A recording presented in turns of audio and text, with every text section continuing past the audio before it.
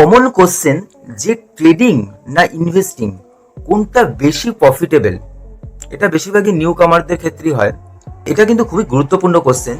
এই কোশ্চেনে যদি আমরা উত্তরটা খুঁজে পাই যত তাড়াতাড়ি, ততই আমাদের টাইম ওয়েস্টেজ কম হবে এই জার্নিতে। বাট টু বি অনেস্ট, এর কোনো পারফেক্ট কারেক্ট অ্যান্সার নেই, কারণ it is totally subjective in nature.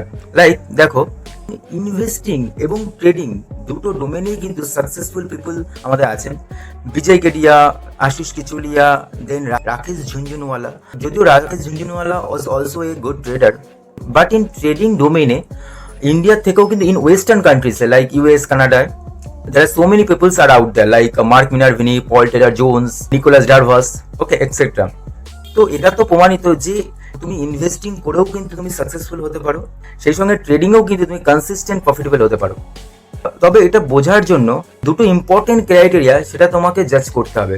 First criteria, that is personality, তোমার টেম্পারমেন্ট, তোমার পেশেন্স লেভেল, এবং যেগুলো ভেরি ভেরি ইম্পর্টেন্ট ইনগ্রেডিয়েন্ট বলতে পারো, যেটা তোমাকে ডিসাইড করবে যে তুমি কোনটাতে তুমি নিজেকে অ্যাডাপ্ট করতে পারছো।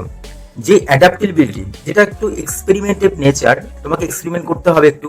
সেকেন্ডলি, তোমার টাইম অ্যাফোর্ডেবিলিটি, তুমি কতটা টাইম মার্কেটকে ডেডিকেটেডলি দিতে পারছো, সেটা কিন্তু মার্কেট আওয়ার্সে নাকি, সেটার উপর ডিপেন্ড করছে তুমি কোন সেগমেন্টে, এইদার তুমি ইন্ট্রাডে, না তুমি সুইং ট্রেডিং, না পজিশনাল ট্রেডিং, নাকি একদম লং টার্ম ইনভেস্টিং।